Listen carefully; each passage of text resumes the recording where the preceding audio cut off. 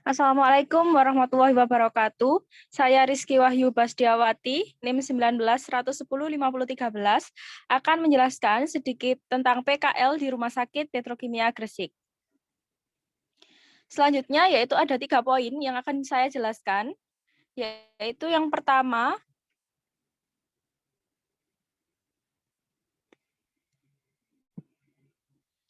profil singkat dan struktur organisasi Rumah Sakit Petrokimia Gresik. Yang kedua yaitu implementasi standar pelayanan kefarmasian atau pekerjaan kefarmasian di Rumah Sakit Petrokimia Gresik. Yang ketiga yaitu kelebihan maupun keunikan pelayanan kefarmasian di Rumah Sakit Petrokimia Gresik. Penjelasan yang pertama, profil singkat dan struktur organisasi Rumah Sakit Petrokimia Gresik.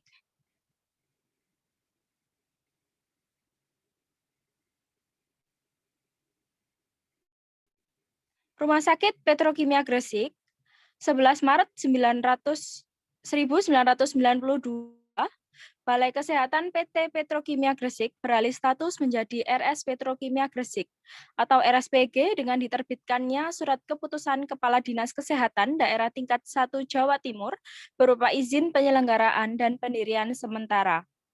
Pada tanggal 18 April 1996, Menteri Kesehatan Republik Indonesia menerbitkan surat izin penyelenggaraan RSPG dengan nomor tersebut yang menjadi tonggak berdirinya RSPG. Rumah Sakit Petrokimia Gresik berlokasi di Jalan Jenderal Ahmad Yani nomor 69 Gresik. Rumah Sakit Petrokimia termasuk rumah sakit tipe C dan terakreditasi utama bintang 4. Selanjutnya yaitu visi dan misi Rumah Sakit Petrokimia Gresik.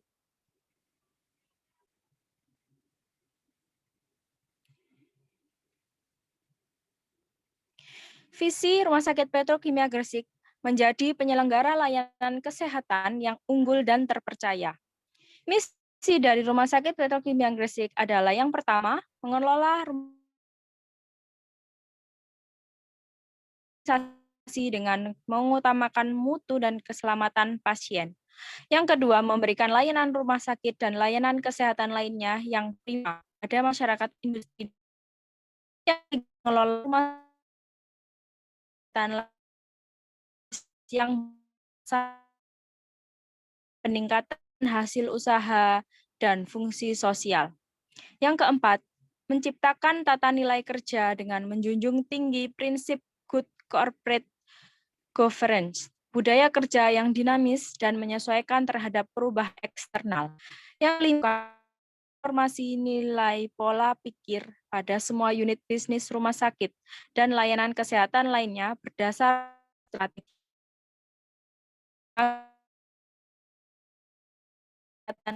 lainnya inovatif, loyal, dan berdedikasi tinggi serta sejahtera.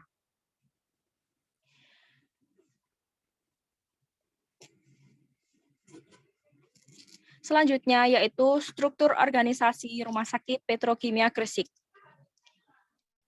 Rumah Sakit Petrokimia Gresik berada di bawah bidang pelayanan penunjang.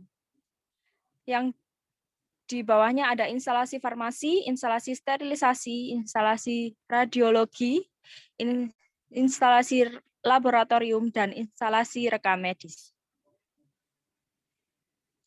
Menuju ke poin yang kedua,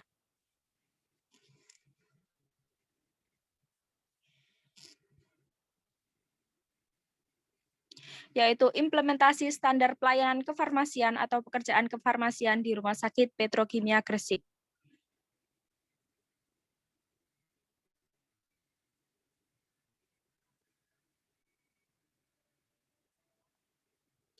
Pengelolaan perbekalan farmasi, yaitu perencanaan. Terdapat aplikasi MMSL atau maksimal minimal stok level untuk melihat sisa stok dan menjadi acuan untuk membuat usulan dan jumlah kebutuhan perbekalan farmasi sesuai penggunaan dan permintaan masing-masing unit farmasi dengan mempertimbangkan pula formularium rumah sakit yang berlaku.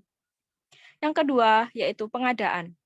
Perencanaan yang telah dibuat pada masing-masing unit farmasi akan diserahkan kepada gudang farmasi, yang kemudian gudang farmasi akan meminta pengadaan perbekalan farmasi kepada gudang PT PGM, dan yang melakukan pengadaan adalah gudang PT PGM. Yang ketiga adalah penerimaan.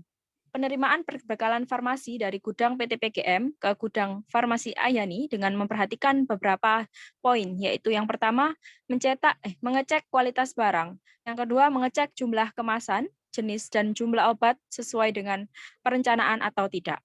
Yang ketiga, mengecek expired date dan memastikan tidak ada kebocoran perbekalan farmasi. Selanjutnya, yang keempat,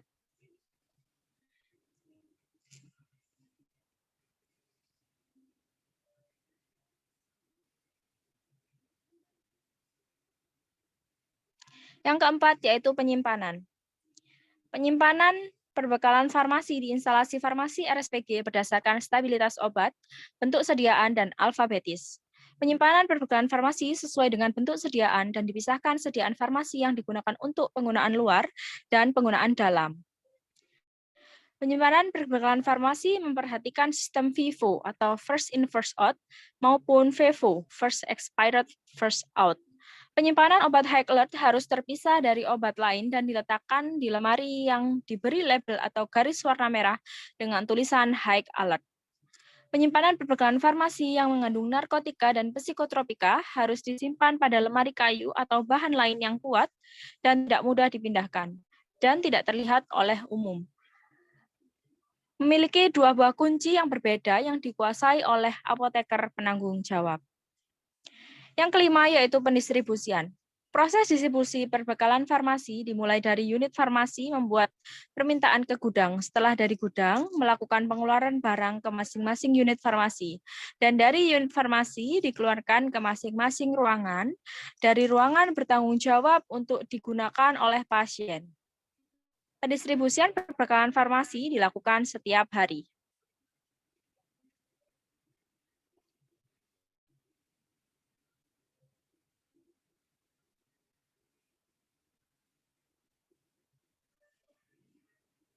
Selanjutnya yang keenam yaitu pemusnahan. Obat kadaluarsa atau rusak dimusnahkan sesuai dengan jenis dan bentuk sediaan. Pemusnahan obat kadaluarsa atau rusak yang mengandung narkotika dan psikotropika dilakukan oleh apoteker dan disaksikan oleh Dinas Kesehatan Kabupaten atau Kota.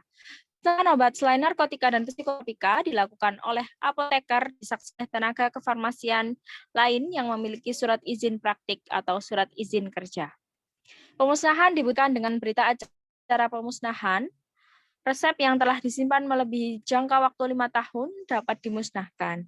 Pemusnahan resep dilakukan oleh apoteker, disaksikan oleh sekurang-kurangnya petugas lain dengan cara dibakar, atau cara pemusnahan lain yang dibuktikan dengan berita acara pemusnahan resep.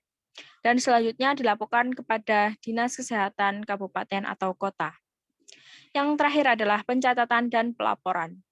Pencatatan perbekalan farmasi dilakukan saat ada barang masuk dan barang keluar dengan kartu stok. Untuk pencatatan obat psikotropik dan narkotik, terdapat buku khusus yang di dalamnya tertulis nama pasien, umur, alamat pasien, nama obat, dan jumlah obat yang diberikan. Pelaporan dilakukan setiap bulan pada awal bulan untuk pelaporan narkotik dan psikotropik melalui SIPNAP. Selanjutnya yaitu pelayanan resep.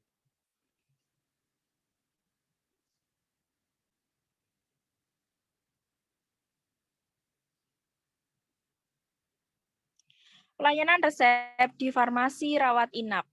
Pemberian obat farmasi rawat inap dengan sistem ODD yang dikemas dengan UDD dengan alur sebagai berikut. Yang pertama, petugas farmasi menerima e-resep pasien dari dokter dan melakukan pengkajian resep.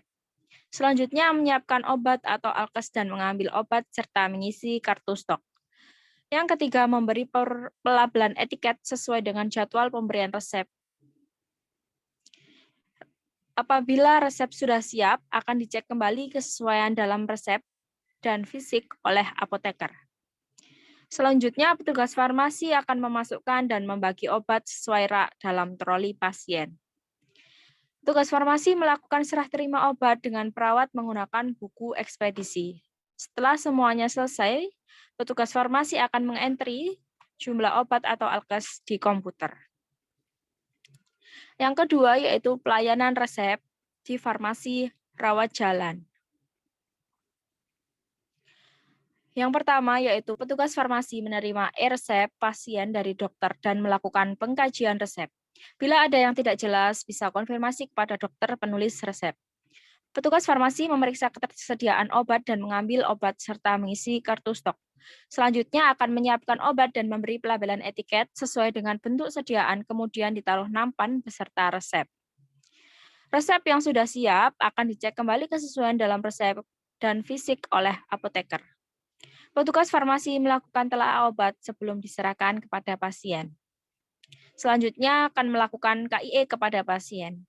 Setelah rangkaian itu selesai, petugas farmasi akan mengentry jumlah obat atau alkes di komputer. Selanjutnya verifikasi resep dan approve resep. Pelayanan resep yang ketiga yaitu di farmasi IGD.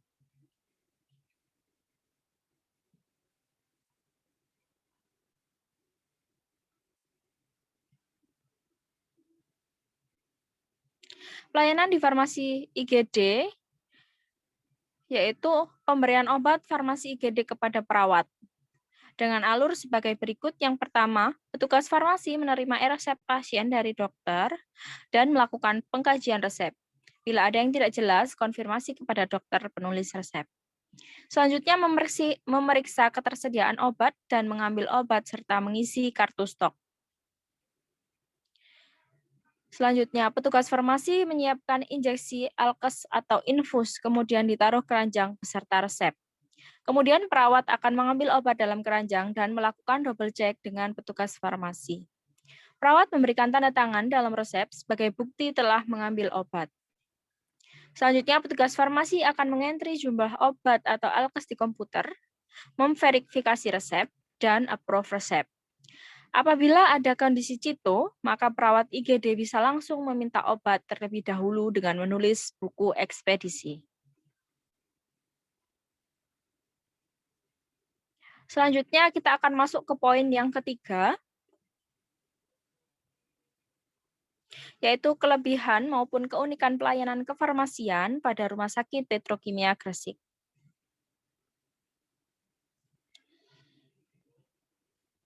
Kelebihan maupun keunikan Rumah Sakit Petrokimia Gresik ada dua.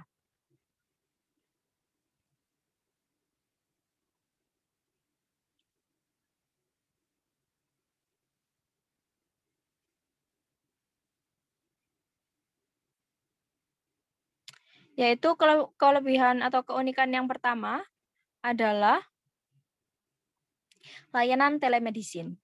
Kelebihan layanan telemedicine adalah pasien tidak perlu datang ke rumah sakit dan hanya berkonsultasi dengan dokter dari rumah melalui video call WhatsApp. Layanan kelebihan keunikan yang kedua yaitu layanan antar obat. Kelebihan yang didapat oleh pasien yaitu pasien tidak perlu risau untuk menunggu antrian panjang mengambil obat di rumah sakit. Melalui pesan antar atau layanan antar obat, pasien hanya perlu menunggu obat dari rumah.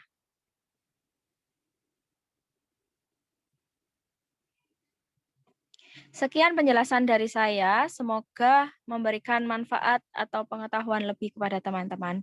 Terima kasih. Wassalamualaikum warahmatullahi wabarakatuh.